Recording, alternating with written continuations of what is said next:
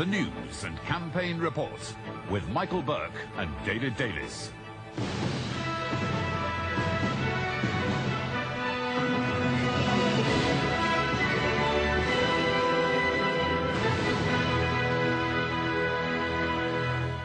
The Liberal Democrats have accused the other two parties of gazing into the gutter.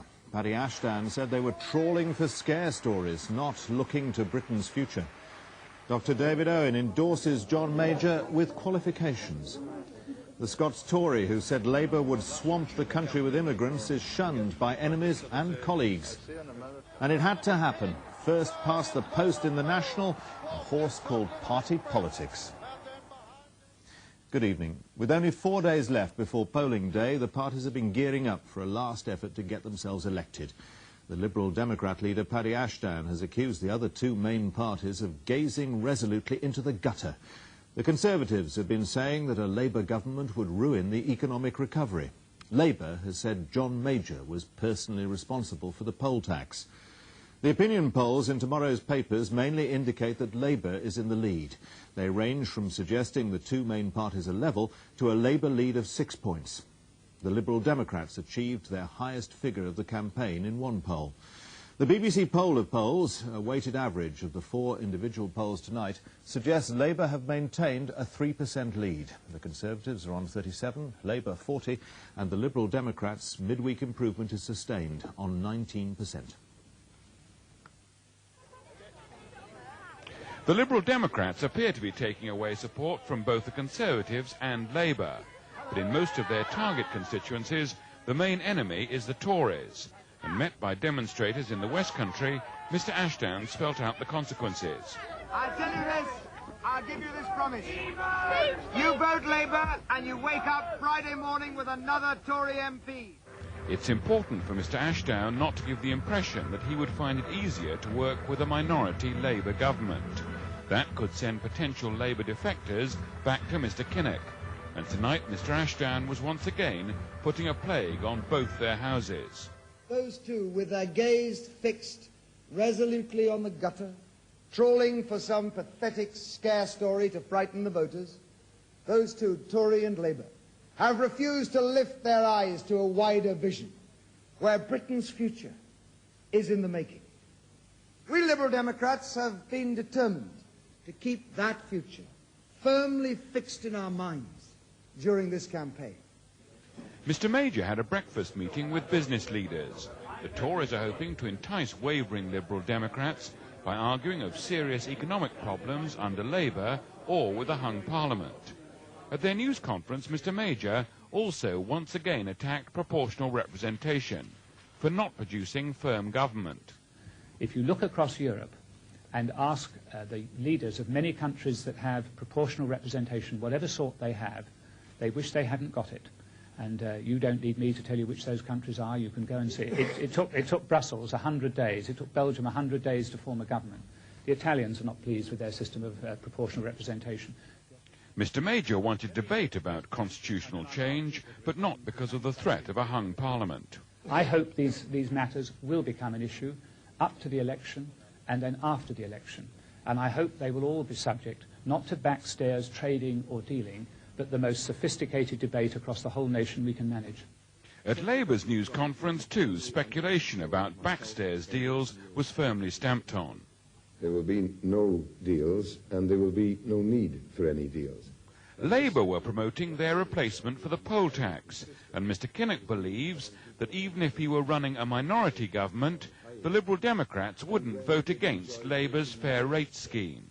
If they were, for some perverse reason, to vote against the reforms that we'll be introducing in order to get fair rates, then, of course, it would be probably the saddest day in the life of the modern Liberal Party.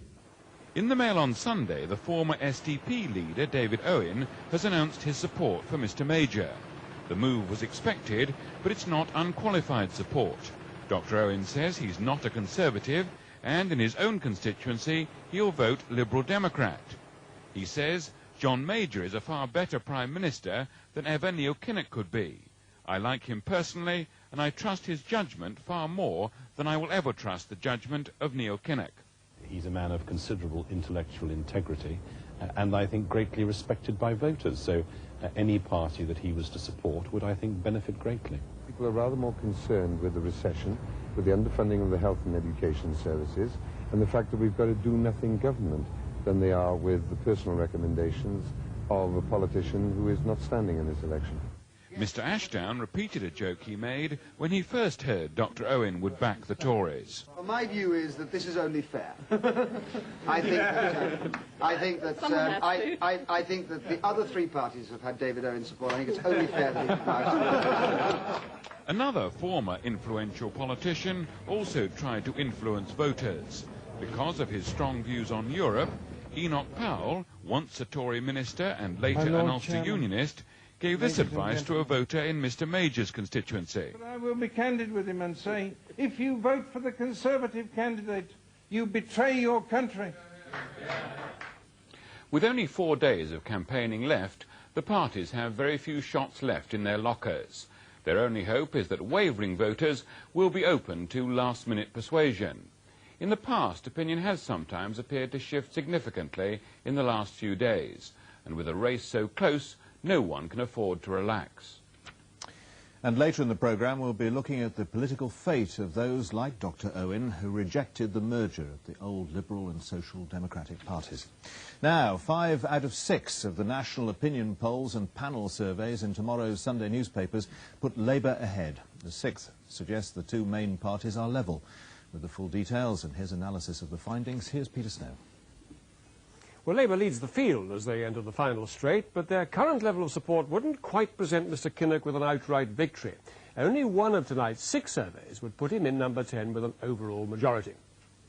Of tonight's polls, the 2 which sampled earliest are Gallup in tomorrow's Sunday Telegraph, which puts the Conservatives level with Labour on 37.5, and the Liberal Democrats on 22, their highest figure in any poll of the campaign so far.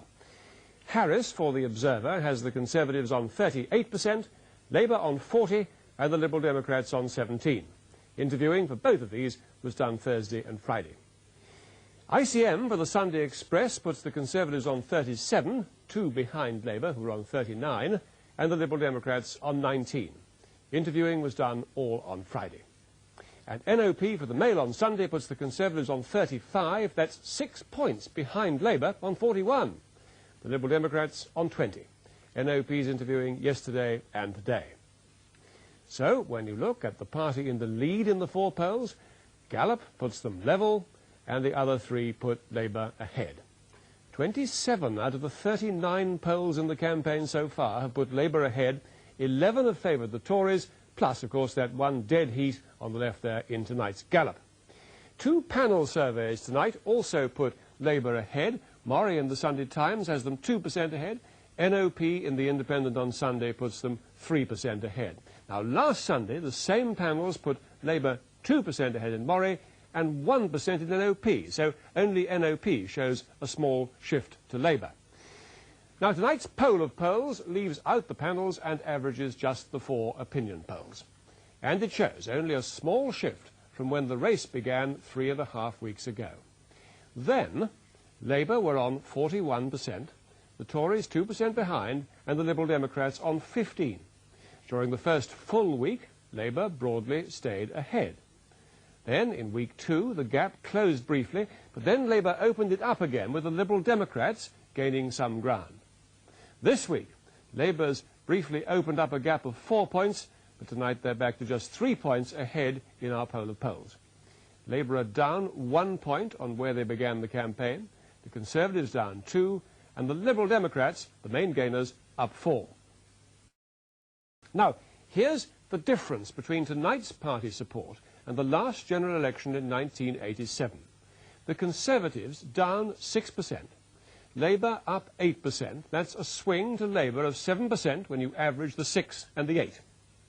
The Liberal Democrats down 4, where the Alliance were last time, and the others up 2. So what would those changes in party support do to the shape of the House of Commons if people vote next Thursday exactly as they're now telling the pollsters they will vote? If we apply those changes precisely in every seat, almost certain to be on the opposition benches, the Conservatives will be the smaller of the 2 main parties with 290 MPs. Beside them, the Liberal Democrats on 19. We've made no allowance for any local successes they may have. The others, Nationalists and Unionists, 24. And on the government benches, there's the winning post, the 326 Labour needs for an overall majority, and they wouldn't quite make it. With 318 MPs, they'd be just short by 8 of an overall majority.